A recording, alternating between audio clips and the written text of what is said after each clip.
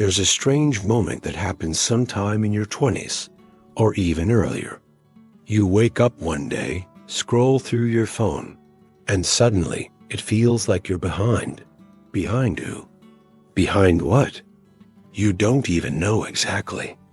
But the feeling is sharp. Your chest tightens a little. You feel like you've missed something. A job offer. A milestone. A wedding. A house. A version of yourself that should have existed by now. You start asking questions. Why haven't I done more? Why does everyone seem so far ahead? Did I waste my time? Is it too late for me? But here's the truth. You never chose this race. You were born into it. From the time you were little, people began handing you maps. Some were loving. Some were forceful. But almost all of them had the same lines drawn. Do well in school. Get a job. Make money. Settle down. Stay stable. Retire with a smile. Nobody asked what kind of path you wanted to walk. Nobody said, you can go slower. Nobody said, you can turn left when others go right.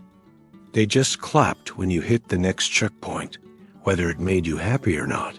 And so, for years, you ran. You ran without thinking. You said yes without asking why. You agreed to things that didn't feel good because it's the right thing to do. Because that's what people do at your age. And now, you're here, tired, confused, still running, but unsure if you're headed somewhere you even want to go. Let's pause for a second. Take a breath. Look around. Do you feel it? The weight of all those shoulds pressing on your shoulders? You should be married. You should have a stable job. You should have a plan for the next 10 years. You should have figured it out by now. But what if none of those things are true for you right now? What if your path doesn't look like theirs and never will?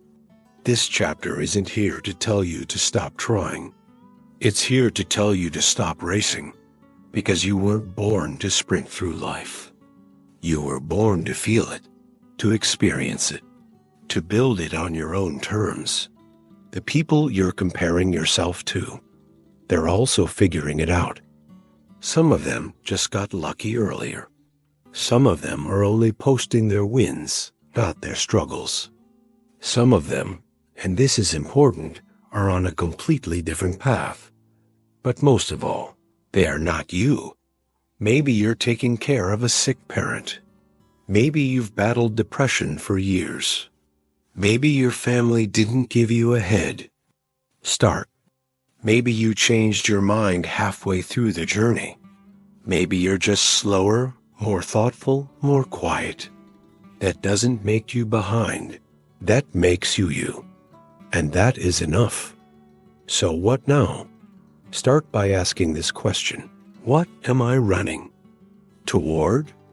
Not what the world wants. Not what your friends are chasing. Not what your parents expect. But you. What matters to you? What feels honest? What do you want to build, even if it takes longer than most? Because maybe it's not that you're behind. Maybe you're just finally walking your own pace. And that is beautiful. Let this be the first time you forgive yourself for not being ahead. Let this be the last time you measure your life using someone else's ruler. You are not late. You are not slow. You are simply becoming. On your time, on your terms, on your path. And that's the only race worth running. Chapter 2. The Lie of Too Late. There's a whisper that shows up in the quiet. It doesn't scream. It doesn't knock. It slips in when you're tired. When you see another birthday pass. When someone else gets what you once wanted. And it says, it's too late for you. It sounds gentle at first, almost like it's protecting you, like it's saving you from disappointment. But don't be fooled. That voice is not kindness. It's fear. We've been taught to believe life has deadlines. Graduate by 22. Have a stable job by 25. Buy a house by 30. Be married. Have kids.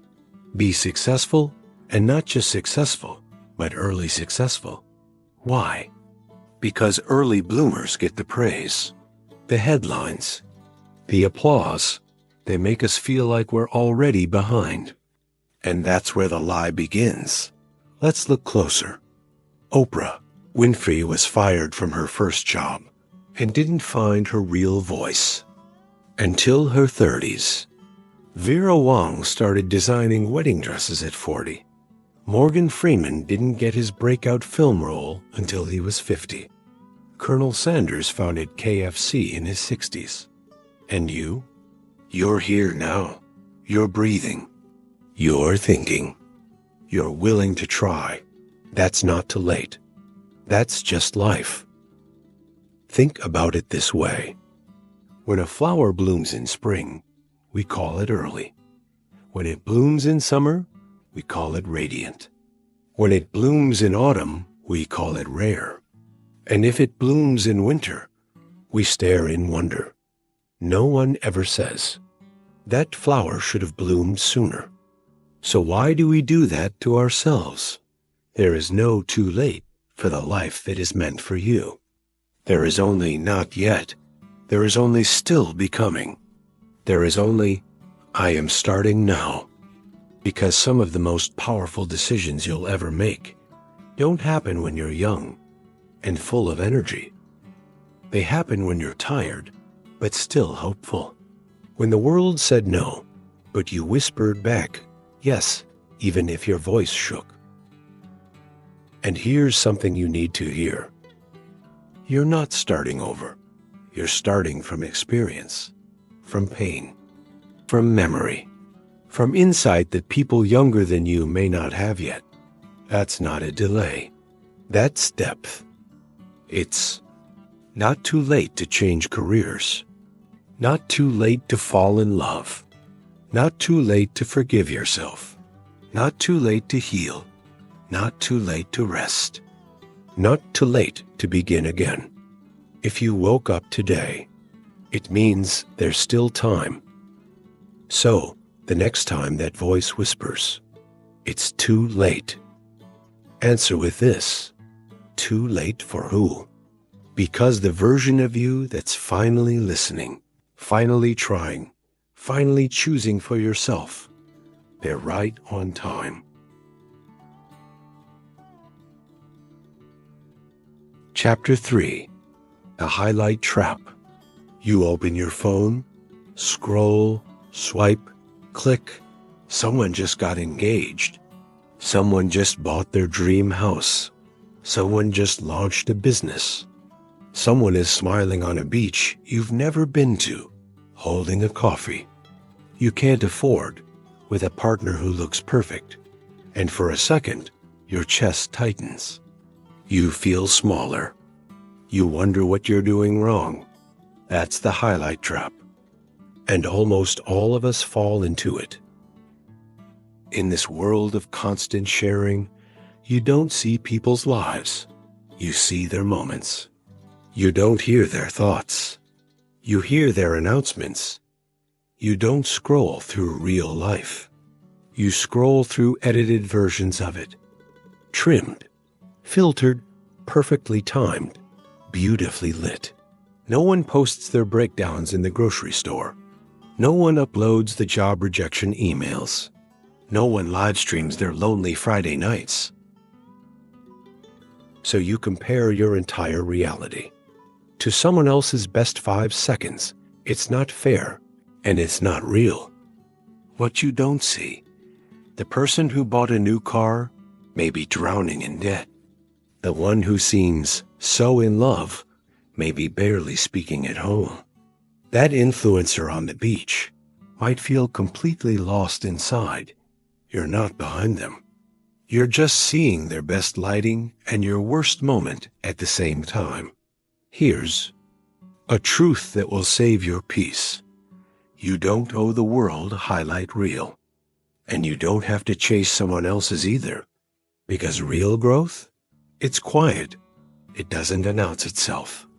It shows up in choosing water over wine, saying no when it's hard, showing up when you don't feel like it, healing when no one is clapping. That's not post-worthy, but it's life-worthy. So the next time you feel that sinking feeling, that ache in your chest that says, everyone else is winning and I'm not, pause, put your phone down, place your hand on your chest, and say this: their life is not my timeline. My quiet season is not failure. I'm doing better than I think. You are more than the story a screen tells. You are more than the likes you get. You are more than your follower count, your salary, your relationship status. You are not falling behind. You are simply living real life, not the highlight reel. And that's the most honest thing in the world.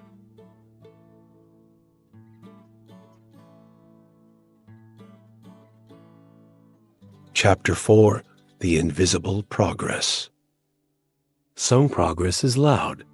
It gets applause, a promotion, a graduation, a ring, a before and after photo. But not all progress makes noise. Some of it is so quiet, you don't even realize you're changing. You just wake up one day and things don't hurt the way they used to. You didn't post about it. You didn't celebrate it. But it's there. You no longer reply to that toxic message. You no longer pretend to be okay when you're not. You speak up now, even if your voice shakes. You let go of something that once made you feel needed, but never made you feel safe. You say no without explaining yourself. That is progress, real, sacred, invisible progress. No one claps when you finally get out of bed after 3 hard days. No one throws you a party when you choose to walk away from an unhealthy friendship. No one gives you a medal for staying calm in an argument that once would have broken you. But you were there. You saw how hard it was. You felt the old version of yourself trying to pull you back, and you still moved forward, even if it was only an inch, even if you had to crawl. We're conditioned to look for proof of success on the outside. A title, a status, a number in our bank account. But the real stuff, the stuff that matters, it's on the inside. You're more patient now. You take better care of yourself. You cry when you need to. You forgive faster sometimes. You accept that healing isn't linear. That's not weakness. That's growth with roots. There is a version of you from a year ago who would be so proud of who you are now. They would say, you kept going, even when it was dark, even when no one noticed, even when you felt like giving up. Yes, you did, and you still are. So, no, you don't need a certificate. You don't need to prove anything. You don't need the world to notice. You just need to keep becoming the person only you know you're capable of being. Slowly, quietly, beautifully. Because sometimes the biggest progress in life is simply becoming someone who no longer wants to run away from themselves. Chapter 5: Detours Are Not Delays. There's a certain kind of heartbreak that doesn't come from a person, but from a plan. The plan you made when you were 18 or 25, the timeline you thought life would follow, the straight line you expected to walk.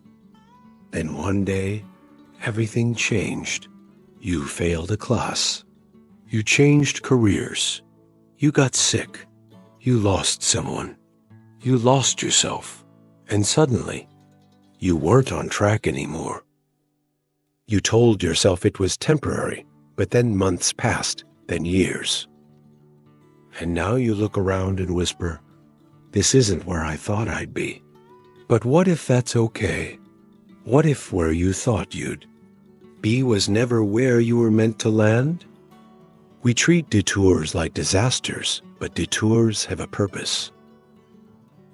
They show you things you would have missed. They slow you down when you were burning out.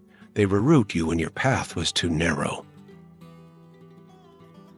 And sometimes they introduce you to a better version of yourself, one you never would have met on the straight road.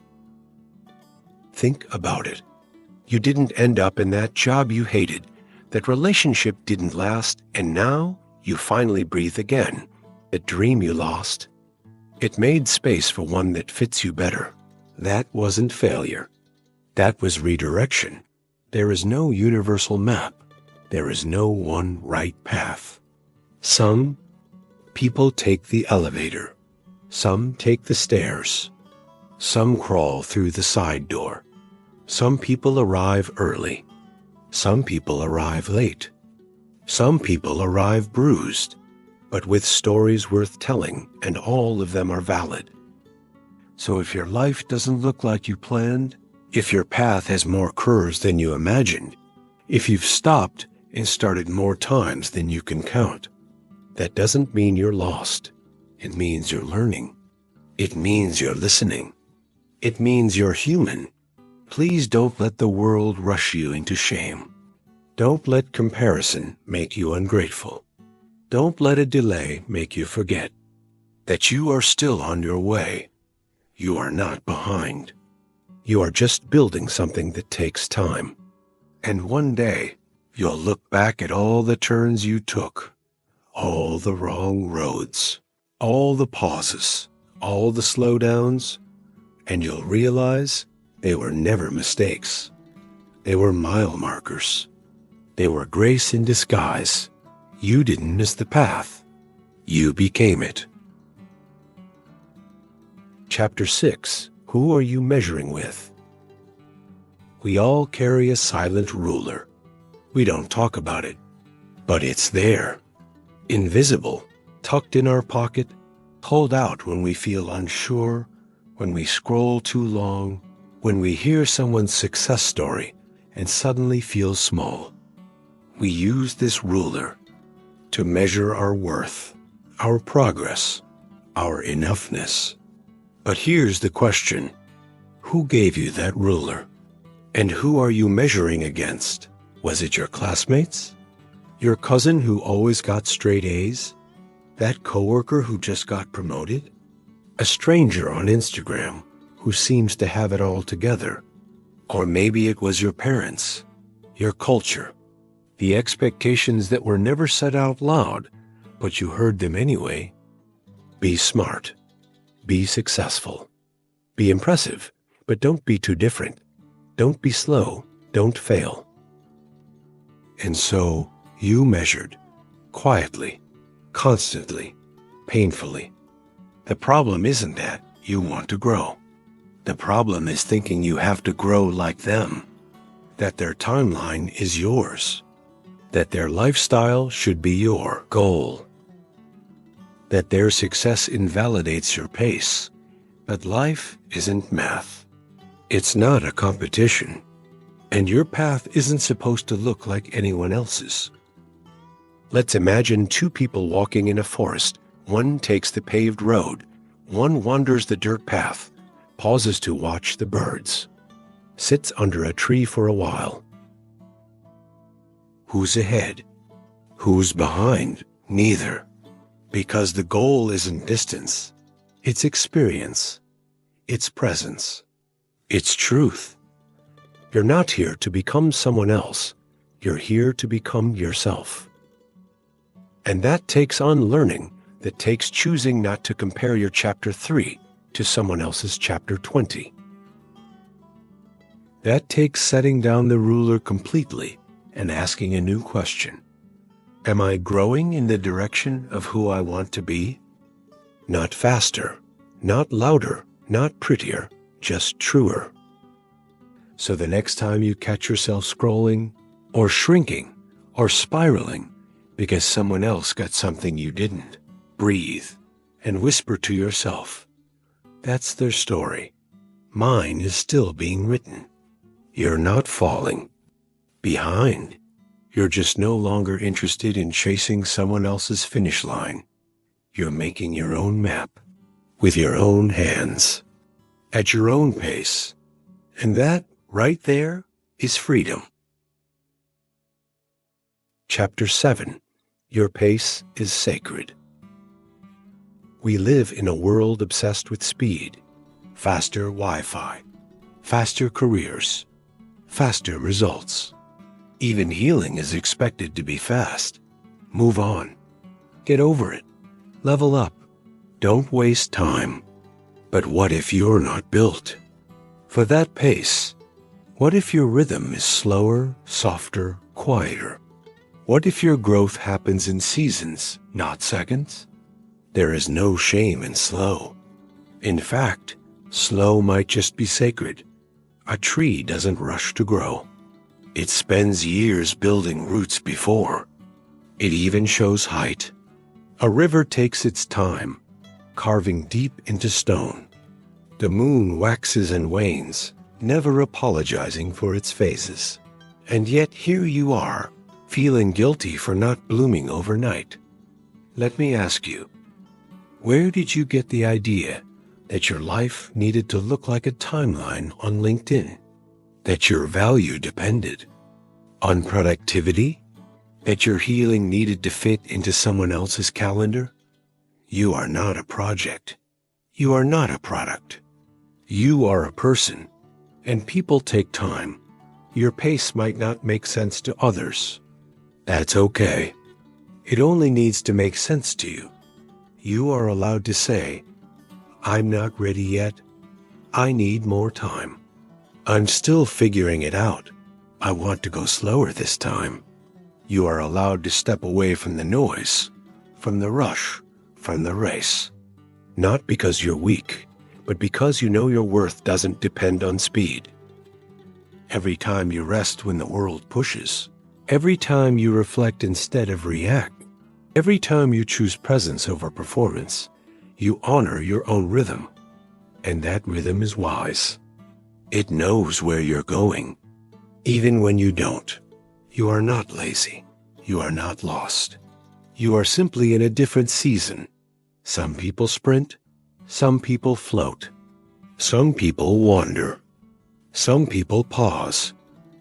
All of them are moving. All of them are becoming. All of them are valid. So protect your pace. Don't rush to catch up with lives that aren't even meant for you. Your pace is not a problem. It's a compass. And if you follow it gently, you'll end up exactly where you need to be. Not fast, but whole. Chapter 8. You are exactly where you need to be. It's easy to believe that life is happening somewhere else, somewhere better, somewhere more exciting, somewhere you were supposed to be by now. But here's the quiet truth. You are not late. You are not missing out. You are not falling behind. You are here, and here is enough. Wishing we were further ahead. Wishing we had done more. Wishing we could go back and choose differently. But what if this version of you, with all the mistakes, all the learning, all the waiting, all the detours, is exactly who needed to show up today? Life is not a straight road. It's not even a circle. It's more like a mosaic. Pieces of joy, pieces of pain, pieces of, "I don't know what I'm doing," coming together to make something meaningful. It may not look perfect, but it is yours.